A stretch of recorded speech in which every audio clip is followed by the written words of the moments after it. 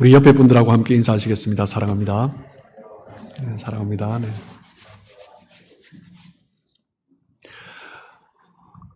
네, 이 땅에 많은 교회들이 있습니다. 많은 교회들은 모두가 그 역사가 있죠. 그 역사 가운데 정말 우리가 빼놓을 수 없는 것들이 사람들입니다. 하나님 앞에 헌신하고 또한 교회를 위해서, 또한 성도들을 위해서 헌신한 사람들, 많은 사람들이 있습니다. 성경에도 잘 알려진 사람도 있고 잘 알려지지 않은 사람도 있고요. 교회사 역사적으로 봐도 알려진 사람도 있지만 알려지지 않은 사람들이 훨씬 더 많습니다. 그 수많은 헌신과 희생으로 말미암아 주님의 교회가 세워져 가고 있는 것이죠. 중요한 것은 그들이 누구든지 간에 하나님께서 그 한 사람 한 사람을 지명해 주셨고 그들을 세우셨고 그들을 통해서 하나님의 일들을 이루어 가시고 하나님의 나라를 세워 가셨다라는 것입니다. 성경에서나 또한 역사를 통해서 알려진 사람이건 알려지지 않은 사람이건 그 한 사람 한 사람이 모두가 너무나 특별하고 소중한 존재들이다라는 거죠. 사도행전을 통해서 우리가 보고 있는데요. 보고 있는 것은 사도 바울을 통해서 하나님께서 하나님의 교회를 세워 가시는 것입니다.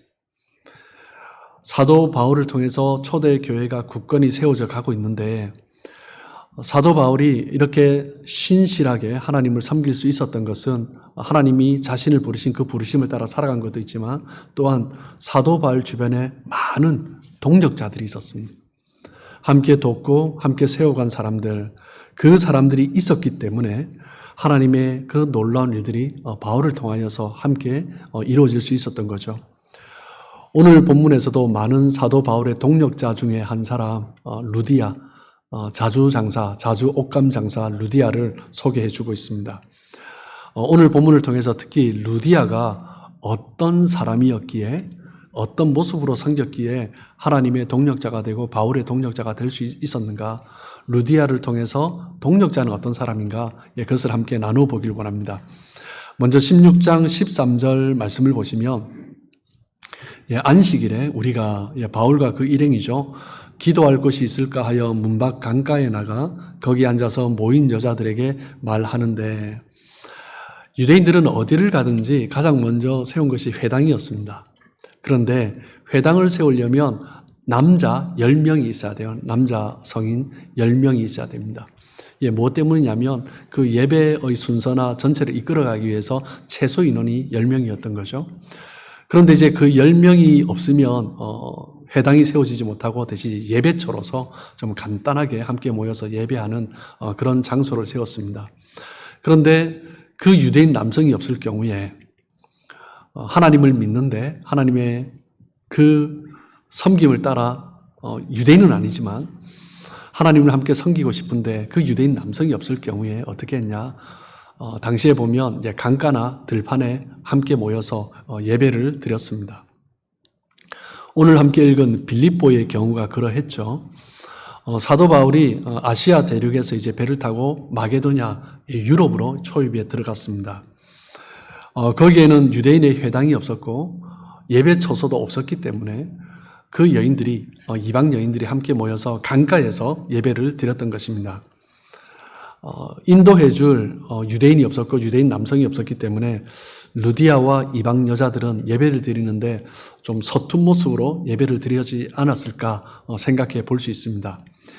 예배의 환경은 열악했지만 하나님을 갈망하는 사람들이 모였기 때문에 그 예배 또한 너무나 소중한 예배였을 것입니다. 바울 일행이 안식일에 기도할 곳을 찾게 된 것도 회당이 없기 때문에 혹시 기도할 처소가 있는가, 기도할 만한 장소가 있는가 찾으면서 가장 먼저 왔던 것이 강가인 거죠. 그 강가에 와보니 여자들이 함께 모여 있는 것입니다. 자생적으로 모인 예배죠. 형식은 서툴었지만 유대인으로서 예배를 인도해주는 그런 사람은 없었지만 그럼에도 불구하고 하나님을 향한 갈망을 가지고 정말 자생적으로 모인 모임이기 때문에 얼마나 뜨거웠을까 우리는 생각해 볼 수 있습니다. 하나님 앞에 예배 드릴 수 있는 그 자체만으로도 감사하며 그 열악한 환경 가운데서도 기쁨으로 예배를 드렸을 것입니다. 여러분, 하나님의 동력자는 어떤 사람입니까? 하나님의 동력자는 먼저 하나님을 섬기는 사람들이죠. 하나님을 섬긴다라는 것은 하나님을 예배하는 사람들입니다. 하나님의 이름을 찬양하고 함께 모여 예배하는 사람들, 그 사람들이 바로 동력자들이죠. 루디아가 바로 그랬던 것입니다. 함께 모여서 함께 하나님을 예배하고 하나님을 사모했기 때문에 함께 그 자리에 모여서 서툴었지만 기쁨으로 예배를 드린 거죠.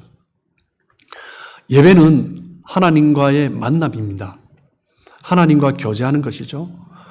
예배가 은혜롭다라는 것은 하나님과의 깊은 관계가 있는 거죠. 하나님은 주님의 이름으로 두세 사람이 모인 곳에 나도 그들과 함께 한다고 말씀하세요. 그래서 주님의 백성들이 함께 모여 예배하는 것을 하나님은 너무나 기뻐하십니다. 본래 우리는 하나님과 깊은 교제를 할 수 있도록 하나님의 형상을 따라 지음받은 존재들입니다. 하나님께서 그렇게 만드셨지만 죄로 인해서 그런 영적인 그 관계가 단절되었죠. 창세기 3장에 아담과 하와가 죄를 범함으로 말미암아 하나님과 합당한 교제를 할 수 있는 영적 기능이 상실되어 버린 것입니다. 그래서 창세기 3장에 죄를 짓고 난 다음에 그 다음 장 창세기 4장에 어떤 일이 일어납니까? 가인과 아벨이 하나님을 제사하는 그 이야기가 나오고 있습니다. 제사를 드리면서 가인이 동생 아벨을 시기해서 죽이는 살인의 사건이 일어납니다. 여러분, 죄는 하나님과 인류의 관계를 단절시켜 버립니다. 하나님과 단절된 인류에게 가장 먼저 나타나는 죄의 모습이 무엇입니까? 예배가 무너지는 거예요. 가장 먼저 나타나는 모습임에도 불구하고 가장 치명적인 거죠. 하나님께 올려드리는 예배가 무너지는 것, 죄의 결과로 나타나는 가장 치명적인 영향입니다. 죄가 인류에게 미친 가장 나쁜 결과가 예배가 무너지는 것이었습니다. 예배가 무너졌다라는 의미는 무엇입니까? 예배를 드리는데 예배는 하나님 중심으로 하나님께 올려드려야 한 예배인데 예배가 인간 중심이 되어버린 거죠. 가인이 제사를 드리면서 아벨을 시기하고 죽였습니다. 뭐 때문에 그랬습니까? 제사를 드리면서 하나님께 초점을 맞춘 것이 아니라 자신에게 초점을 맞추었기 때문입니다. 자기 감정에 초점을 맞추고 나의 마음에 초점을 맞춘 것이죠. 자칫하면 우리도 나 중심의 예배를 드릴 수가 있습니다. 성도들이 예배를 마치고 나가면서 교제를 하면서 오늘 예배 참 좋았어, 이렇게 말씀을 하시며 나눌 때가 있습니다. 그럴 때 우리는 질문해야 됩니다. 도대체 뭐가 좋았단 말인가? 왜 좋았는지, 오늘 예배가 왜 좋았는지 우리는 질문해 봐야 됩니다. 내가 듣기 좋은 설교를 들었는가? 내가 기분이 좋아졌는가? 나랑 맞는, 내 생각과 맞는 이야기를 해서 그런가? 내 감정이 위로를 받았는가? 분위기가 오늘 좋았는가? 여러분, 예배의 초점은 그런 것이 아닙니다. 예배는 철저하게 하나님 중심이어야 합니다. 예배는 전적으로 하나님께 초점이 맞추어져야 합니다. 예배는 하나님으로부터 시작하고 하나님으로부터 끝나야 하는 것입니다. 그리스도인은 예배를 통해서 하나님의 생명의 그 은혜를 경험합니다. 예배는 하나님과의 바른 관계에서 그 관계가 바르게 정립될 때 그때 온전한 예배를 드려질 수 있는 거죠. 하나님 중심이 아니라 사람 중심이 된 예배를 드린다면 하나님과 동력자로 설 수 없는 거죠. 먼저 예배를 드릴 때 하나님 중심이 되는 그 예배를 드리는 자가 하나님과 동력할 수 있는 거죠. 그렇기 때문에 그리스도인의 삶의 성패는 예배가 좌우하는 것입니다. 예배는 하나님께서 우리에게 주신 최고의 선물입니다. 하나님과의 만남이죠. 하나님과의 교제의 순간입니다. 예배다운 예배를 드릴 때 우리 안에 영적인 배부름이 있습니다. 영적인 만족이 있는 거죠. 예배는 하나님의 사람, 하나님의 동력자의 기초입니다. 기본이고 기초입니다. 예배가 기초가 되지 않으면 하나님과 동력할 수 없는 거죠. 하나님의 일을 함께 감당해 나갈 수가 없는 것입니다. 예배를 통해서 하나님이 주시는 배부름을 경험해야 됩니다. 예배를 통해서 만족을 경험해야 됩니다. 그 배부름과 만족이 없다면 섬기면 섬길수록 피곤한 것입니다. 나도 피곤하고 주변 사람도 피곤한 거죠. 예배가 기초가 되지 않으면 하나님의 동력자가 될 수 없습니다. 예배로 채워진 자들이 하나님과 동력할 수 있고 하나님의 사람과 함께 동력할 수 있는 거죠. 내가 먼저 하나님을 찬양하고 하나님의 임재를 경험하지 못했는데 어떻게 다른 사람의 영적인 상태를 도와줄 수 있겠습니까? 다른 사람의 신앙을, 믿음을 내가 도와줄 수 있겠습니까? 내가 먼저 하나님으로 인해서 채워져야 하는 거죠. 그래서 하나님의 동력자의 첫 번째는 예배입니다. 그래서 우리가 기억해야 될 것이 있어요. 본문을 계속 나누다 보니까 예배가 계속 반복됩니다. 우리가 비가 와도 눈이 와도 목숨처럼 지켜야 될 것은 예배입니다. 하나님과의 관계가 우리의 시작이기 때문입니다. 예배만큼 더 귀한 것은 없습니다. 우리는 그것을 지켜가야 합니다.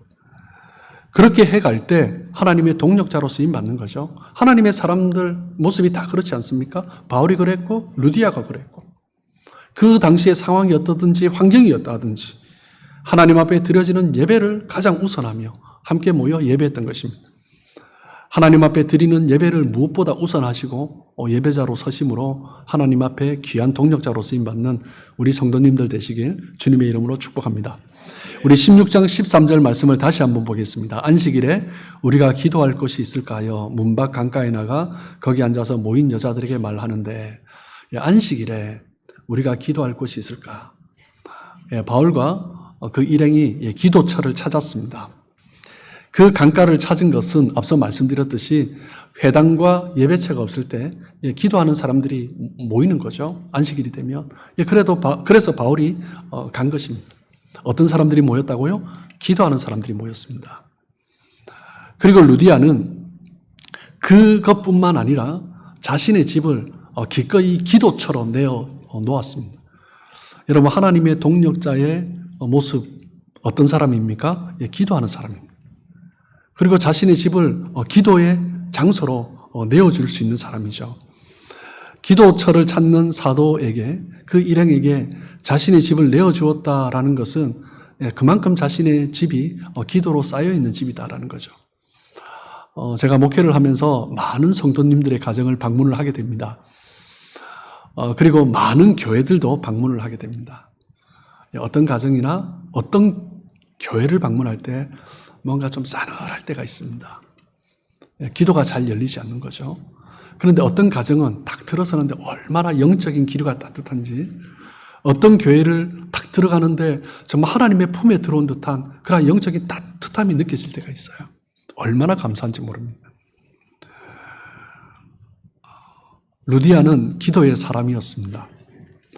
그렇기 때문에 자신의 집을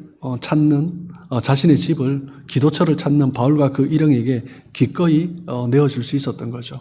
여러분, 누가 동력자입니까? 누가 하나님과 동력할 수 있어요? 기도하는 사람입니다. 예수님께서 마지막 십자가 지시기 전에 겟세마네 동산에서 기도하셨습니다. 누가복음 22장 44절에 보시면 예수님이 어떻게 기도하셨어요? 힘쓰고 애쓰고 간절하게 기도하셨습니다. 얼마나 간절하게 기도하셨는지 땀이 떨어지는데 핏방울같이 떨어졌다라고 말씀합니다. 이 기도를 몇 번 하셨어요? 3번이나 하셨습니다. 또 제자들에게 갔다 오시고 예수님은 그 기도를 하면서 사투를 벌리면서 정말 죽을 듯이 온 힘을 다해서 기도하신 거죠. 무엇 때문에 그렇게 하셨습니까? 하나님을 의지한 거죠. 하나님의 능력을 구한 것입니다. 그러면서 하나님 아버지의 능력을 구하면서 기도했어요. 마가복음 14장 36절에 보시면 이르시되 아빠 아버지여, 아버지께는 모든 것이 가능하오니 이 잔을 내게서 옮기시옵소서. 하나님 아버지, 하나님은 모든 것이 가능하지 않습니까? 하나님의 뜻을 이루기 위해서, 그 인류 구원, 잃어버린 자들을 회복하기 위해서 하나님의 뜻을 이루어야 한다면 십자가 말고 다른 방법으로도 하실 수 있지 않습니까? 하나님께는 모든 것이 가능하지 않습니까? 이것만을 옮겨주시면 안 됩니까? 다른 방법으로 하시면 안 됩니까? 그렇게 기도하신 거죠. 그렇게 간절히 기도하시면서 그 기도의 내용이 바뀌는 거죠. 그러나 나의 원대로 마시옵고 아버지의 원대로 하옵소서. 예수님은 기도하심으로 자신의 원함이 아니라 하나님의 뜻에 복종하셨습니다. 여러분, 기도는 나의 원함을 이루는 것이 아닙니다. 나의 원함을 관철하는 것이 기도가 아닙니다. 예수님은 제자들에게도 기도를 부탁하셨어요. 그런데 제자들은 어떻게 했습니까? 잠들어 버렸습니다. 그것도 깊은 잠이 들었습니다. 예수님의 모습과 너무나 대조적이었습니다.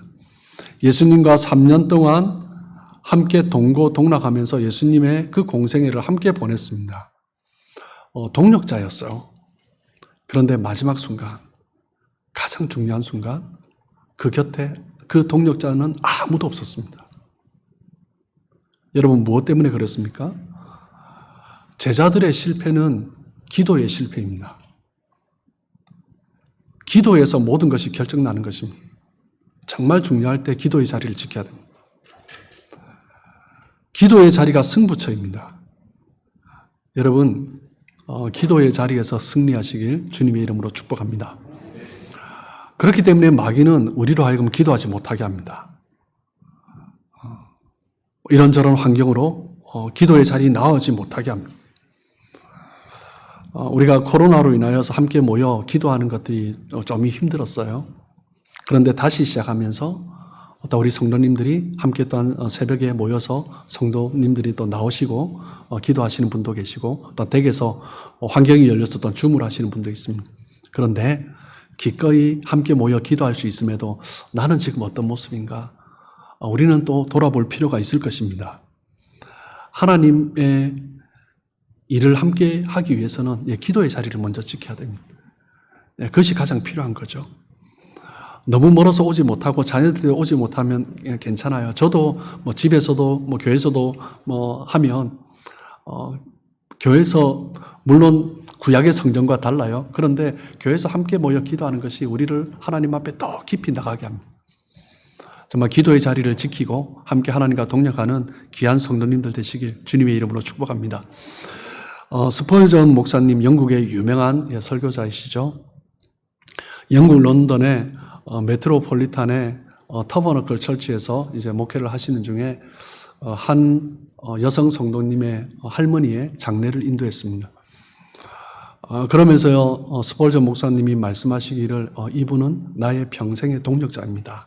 라고 그런 고백을 했어요. 그래서 사람들이 이분이 어떤 분이길래 그런가 함께 또한 보니 별 인물이 아니에요.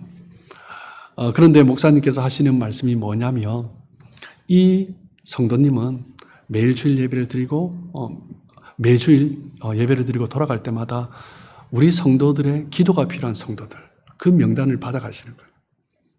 그리고 새롭게 방문한 성도가 있으면 그 명단을 받아가시는 거예요. 일주일 동안 그것을 붙들고 기도하시는 거예요. 다른 것 하지 않으셨어요. 정말 기도가 필요한 성도, 또 새롭게 방문한 성도, 그 성도들의 이름을 부르며 함께 스펄전 목사님과 동력한 거예요. 그래서 목사님은 이분은 나의 평생의 동력자입니다. 라고 고백을 한 거죠. 여러분, 하나님 앞에 하나님의 사람들을 함께 세워가며 기도하는 삶, 그 사람이 하나님 앞에 동력하는 것입니다.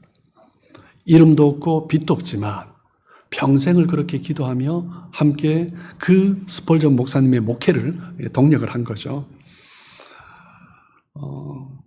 요즘 저희 교회에도 기도하는 모임이 자생적으로 일어나서 얼마나 감사한지 모릅니다. 우리 여자 성도님들 가운데 시켜서가 아니라 자생적으로 기도를 하는 분들이 있습니다. 그리고 청년부에도 목사님 우리 기도 모임 하고 싶은데 해도 돼요? 라고 이제 허락을 받아서 또 자생적으로 기도하는 우리 청년들이 있습니다. 교회와 성도들을 위해서 그리고 목회자들을 위해서 우리 청년들뿐만 아니라 교회를 위해서 또 목회자들을 위해서 이렇게 기도하겠습니다 하는 청년들이 주중에 모여서 기도하는 청년들이 있습니다. 그렇게 자생적으로 딴 저녁에 모여 기도하는 사람들 일어나고 있는 것이 얼마나 감사한지 모릅니다. 여러분 그것이 하나님과 동력하는 거죠. 하나님과 함께 그 기도의 자리 지킴으로 동력하시고 또 목회자들과 또 성도들과 하나님의 나라를 위해서 또 그 사역을 위해서 기도함으로 동력하시는 귀한 성도님들 되시길 주님의 이름으로 축복합니다. 16장 15절을 보시면 루디아의 모습을 또 하나 볼 수 있는데, 루디아는 예배하는 사람이었고요, 기도하는 사람이었고, 그리고 세 번째로 행동으로 헌신하는 사람이었습니다. 그와 그 집이 다 세례를 받고 우리에게 청하여 이르되 만일 나를 주 믿는 자로 알거든 내 집에 들어와 유하라고 강건하며 머물게 하니라. 루디아는 바울과 그 일행을 자신의 집으로 초대해서 유하게 했습니다. 온 집이 세례를 받고 유하게 했죠. 자신의 집을 오픈하는 것은 결코 쉬운 일이 아닙니다. 그런데 이 루디아의 경우는요, 그냥 며칠을 잠시를 오픈하는 정도가 아니에요. 루디아의 이 집이 빌립보 교회가 되었습니다. 자신의 집을 교회당으로 제공을 한 거죠. 그것은 정말 쉬운 일이 아닙니다. 사적인 공간을 교회로 내어줄 수 있다는 것, 자신의 사생활이 희생이 되는 거죠. 참된 헌신이 없이는 불가능한 일입니다. 여러분, 하나님께서는 우리에게 많은 것을 주셨습니다. 하나님께서 그것을 우리에게 주신 이유가 있습니다. 그것을 통해서 하나님의 일을 이루시라는 거죠. 하나님께서 우리에게 주신 것은 하나님의 뜻을 위해서 충성하며 나가야 됩니다. 그것을 하나님이 주신 것이라면 우리는 적극적으로 사용할 수 있어야 합니다. 어떤 사람이 타국으로 가기 전에 자신의 집 하인에게 한 사람에게는 5달란트, 한 사람에게는 2달란트, 한 사람에게는 1달란트를 맡겼습니다. 그리고 그 주인이 나중에 돌아왔어요. 5달란트, 2달란트 받은 사람은 받은 것과 더불어 5달란트, 2달란트를 더 내어놓았습니다. 그런데 1달란트 받은 사람은 어떻게 했어요? 그 받은 것을 땅에 묻어두었다가 주인이 오니 그 1달란트를 그대로 다시 돌려준 거죠. 마태복음 25장 26절에 보면 그 주인이 뭐라고 말을 합니까? 악하고 게으른 종아라고 말을 합니다. 이 주인은 이 하인의 게으름을 보고 악하다라고 말을 합니다. 여러분, 성경은요, 예수님뿐만 아니라 잠언에서도 게으른 것과 악한 것을 동일하게 이야기하고 있습니다. 하나님께서 우리에게 맡기신 것들을 게으르게 쓴다면 그것은 악한 것이다라는 거죠. 마태복음 25장 30절입니다. 이 무익한 종을 바깥 어두운 데로 내쫓으라. 거기서 슬피 울며 이를 갈리라. 예수님은 1달란트 받은 그 사람을 혹독하게 책망하셨습니다. 1달란트 받은 거를 잃어버린 것도 아니잖아요. 자기가 몰래 써버린 것도 아니잖아요. 그대로 내어드렸잖아요. 그런데 책망을 받은 거죠. 하나님께서 주신 것을 그냥 묻어둔 사람은 책망을 받습니다. 반드시 심판하신다라는 거예요. 하나님께서 주신 것은 하나님을 위해서 사용해야 된다라는 거죠. 하나님께서 우리에게 주어진 것은 그냥 주어진 것이 아무것도 없습니다. 작은 것이라도 우리는 무시해서는 안 됩니다. 옆에 사람은 5달란트, 2달란트 받았는데 나는 1달란트 너무 적지 않냐? 여러분, 1달란트도 적은 양이 아닙니다. 얼마예요? 그 당시 노동자의 20년치 품삯입니다. 어마어마한 돈이죠. 충분하게 주어진 것입니다. 물론 5달란트, 2달란트 받은 사람에 비하면 적은 거죠. 그렇기 때문에 이 큰 것을 적다라고 생각하는 것입니다. 저도 우리의 삶을 보면 저도 마찬가지고요. 이 땅 가운데 살아가는 수많은 사람들에게 볼 때 우리가 받은 것이 얼마나 많습니까? 우리 주변의 사람들 보니까 내가 너무 적은 거죠. 그런데 그것이 결코 적은 것이 아닙니다. 하나님께서 우리에게 넘치도록 주셨어요. 자신이 가진 것이, 나에게 있는 것이 얼마나 풍성한 것인가, 그것을 알면 그냥 그렇게 살아갈 수 없는 거죠. 그런데 무엇이 문제입니까? 앞에 예쁜 꽃이 있는데 꽃은 다른 꽃과 비교할 필요가 없습니다. 꽃은 그 자체가 예쁜 거예요. 걸작품은 다른 걸작품과 비교할 필요가 없습니다. 걸작품은 그 자체가 예쁜 겁니다. 그런데 사람들은요, 자꾸 다른 사람과 비교합니다. 다른 사람보다 내가 좀 우월한 것 같으면 금방 교만해집니다. 다른 사람이 나보다 좀 더 나은 것 같으면 금방 열등감을 가집니다. 그 부정적인 감정은 결국 우리로 아무것도 못하게 하는 거죠. 이 1달란트 받은 사람이 왜 그렇겠습니까? 그 마음에 부정적인 마음이 있는 거예요. 다른 사람과 비교하면서 나는 왜 이거밖에 없냐라는 거예요. 그러면서 아무것도 하지 않는 것입니다. 그런데 5달란트, 2달란트 받은 사람은요, 복잡하게 생각하지 않았어요. 주인이 맡긴 것, 일단 기쁨으로 쓰는 거죠. 주인이 일단 맡겨준 것 충성스럽게 사용하는 것입니다. 그 받은 것이 너무나 크기 때문에 일단 주인을 위해서 감사함으로 일단 쓰는 것입니다. 그런데 한 달란트 받은 사람은요, 부정적으로 생각했습니다. 그 받은 것조차 감사하게 생각하지 않았어요. 그래서 땅에 묻어두었다가 그냥 다시 돌려준 것입니다. 하나님은 마지막 때 우리를 심판하신다라고 말씀하십니다. 여러분, 우리의 무엇을 심판하십니까? 우리가 하나님 앞에 받은 은혜, 믿음을 가지고 어떻게 살았냐라는 거예요. 다른 말로 표현하면 우리는 주신 것을 가지고 어떤 믿음의 행동을 했냐라는 것을 하나님은 심판하시는 것입니다. 우리가 믿음으로 어떻게 행동하고 믿음으로 어떻게 반응했는가, 그것이 중요한 것이죠. 여러분, 신앙은 결코 이론이 아닙니다. 신앙에서 이론은 너무나 중요합니다. 그런데 이론으로 무장한다고 신앙생활을 할 수 있는 것이 아닙니다. 신앙은요, 이론을 실제화하는 것입니다. 이론이 실제화될 때 그 사람이 신앙생활을 하고 있는 거예요. 신앙은 행동하는 것입니다. 그런데 오랫동안 생각하는 사람이 있습니다. 생각하면 순종하기 어렵죠. 행동하기 어렵죠. 오랫동안 생각하고 있으면 행동할 기회가 사라집니다. 오래 생각하면 용기가 사라집니다. 그래서 믿음으로 행동하는 사람들을 보면요, 공통점은 오래 생각하지 않습니다. 하나님의 뜻이라고 생각하면 그냥 가는 거예요. 저래도 되나? 그러고 싶은데 그냥 가면 또 되는 거예요. 믿음을 가진 사람들의 특징은요, 적극적입니다. 행동을 하는 거죠. 그냥 생각에 머물러 있지 않습니다. 저희 교회를 섬기면서 참 감사한 것은 어떤 주변의 목사님들과 토론토 지역에 있는 우리 노예나 어떤 다른 목사님들하고 나누면서 제가 우리 성도님들 얘기하면 정말 그러냐고 합니다. 토요일마다 저희 교회 규모 되는 교회들 보면 다 청소하시는 분들을 용역을 해서 다 써요. 근데 저희 교회는 토요일마다 성도님들이 다 모여서 청소를 하시죠. 매주마다 그렇게 하시죠. 그리고 이제 또 보수할 것도 있으면 할 수 없을 때는 부르는데 우리 장로님들이나 집사님들이 알아서 사와서 다 보수를 하시죠. 그리고 장식하는 것 이것저것 많은 분들이 헌화도 그렇고 자발적으로 이렇게 섬기고 계시죠. 정말 그 충성된 헌신 변함없이 제가 저희 교회 와서 그 변함없이 그 헌신의 자리를 지키신 분들을 보면 얼마나 감사한지 모릅니다. 그리고 어떤 분들은 주일학교 교사로, 한글학교 교사로 일단 열심히 신실하게 섬기는 분이 있습니다. 오전에 열심히 섬기다가 또 오해하는 것이 얼마나 또 부담입니까? 그런데 하나님께서 정말 그 아이들 생각하며 나를 위해서가 아니라 아이들을 위해서 어떤 주님의 나라, 미래를 위해서 기쁨으로 섬기는 거죠. 또 어떤 성도님들은 우리 성도의 교제를 위해서 간식으로, 식사로 자발적으로 많은 분들이 섬기고 있습니다. 얼마나 감사한지 모릅니다. 얼마 전에 저희 노회에서 노회 선교대회가 있었어요. 그래서 교회들이 돌아가면서 선교사님들을 접대를 했습니다.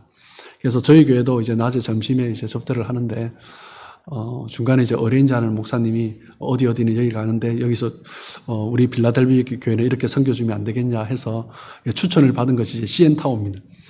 그 CN타워가 제가 얼마나 좋은지 저도 안 올라가 봐서 잘 몰라요. 그런데 이제 우리 장로님 중에 은퇴 장로님 한 분께서 정말 섬기고 싶다고 그러면서 정말 과하게 섬겨주셨어요. 그래서 CN타워에서 가장 좋은 것으로 접대하면 좋겠다고. 그래서 너무 과하게 접대해 주셔서 저도 저희 부부도 그렇고 우리 부목사님 부부와 함께 선교사님을 섬겼어요. 그런데 그 CN타워에서 식사를 하면서 얼마나 감사한 것은요. 뷰도 좋고 다 좋지만 저는 그 선교사님들이 너무나 기뻐하시는 거예요. 얼마나 감사한지 모릅니다. 그 선교사님들이 그 고생하다가 그곳에서 식사를 하면서 주변을 보면서 얼마나 즐거워하시니 아이처럼 너무나 기뻐하는 거예요. 그래서 그런 분들을 위해서 섬기는 우리 주의 성도님들이 있다는 게 또 얼마나 감사한지 몰라요. 그리고 우리 또 시무장로님 중에 한 분은 우리 선교사님들 섬기고 싶다고 또 헌금을 하셔서 어떤 우리 선교사님들을 위해서 어떤 식사도 섬겼지만 또 우리 영양제도 구입해서 할 수 있도록 우리 또 장로님께서 또 헌신해 주셔서 함께 섬길 수 있어서 참 감사했습니다. 여러분, 물질이 있다고 다 섬기는 것은 아닙니다. 하나님을 섬기는 마음이 있고 또 하나님을 위해서 달려가는 사람들을 볼 때 정말 함께 동력하고 싶은 마음. 내가 그렇게 못하지만 내가 할 수 있는 것으로 이렇게라도 섬기면서 동력하고 싶은 마음이 있는 거죠. 그런 성도들을 통해서 하나님의 사역들이 동력으로 이루어지는 것입니다. 오늘 본문에서 또한 언급하고 있는 것처럼 루디아처럼 구역 모임을 위해서, 성도들의 모임을 위해서 자신의 가정을 기꺼이 오픈하면서 또 하나님이 주신 그 축복을, 은혜를 나누면서 함께 섬기는 분들이 있습니다. 얼마나 감사한지요. 그런 분들을 통해서 하나님의 교회가, 하나님의 사람들이 세워지는 거죠. 여러분, 믿음은 행동하는 것입니다. 믿음이 있는 사람은 믿음으로 행동합니다. 믿음의 사람은 생각만 하지 않습니다. 믿음의 사람은 말로만 그치지 않습니다. 믿음의 사람은 움직입니다. 믿음의 사람은 생각한 것을 현실로 이뤄가는 사람이 믿음의 사람입니다. 여러분, 믿음으로 행동하시길 주님의 이름으로 축복합니다. 하나님께서 주신 것, 그것을 우리가 마지막 때 하나님 앞에 섰을 때 어떻게 활용했는가? 하나님은 그것을 물어보실 것입니다. 하나님으로부터 받은 복을 묻어두지 말고 정말 내가 할 수 있는 최선의 삶으로 행동하심으로 하나님과 정말 그 귀한 동력을 이루어가시고 또 하나님의 사람들과 귀한 동력을 이루어가시는 귀한 성도님들 되시길 주님의 이름으로 축복합니다. 오늘 본문에서 우리는 루디아를 보았습니다. 루디아뿐만 아니라 바울도 마찬가지예요. 하나님과 동력하고 또 하나님의 사람과 함께 동력했던 사람들은 어떤 사람입니까? 예배하는 사람이었어요. 무엇보다 신실하게 예배의 자리를 지키는 사람이었습니다. 두 번째로 기도하는 사람이었습니다. 기도하며 하나님의 뜻을 구하고 정말 하나님께서 기뻐하시는 뜻이라며 기꺼이 또 헌신했습니다. 믿음으로 행동하는 거죠. 그 사람들이 바로 하나님의 동력자들입니다. 그런 마음으로 하나님 앞에 쓰임 받으심으로 하나님과 귀한 동력을 이루어가시는 우리 복된 성도님들 되시길 주님의 이름으로 축복합니다.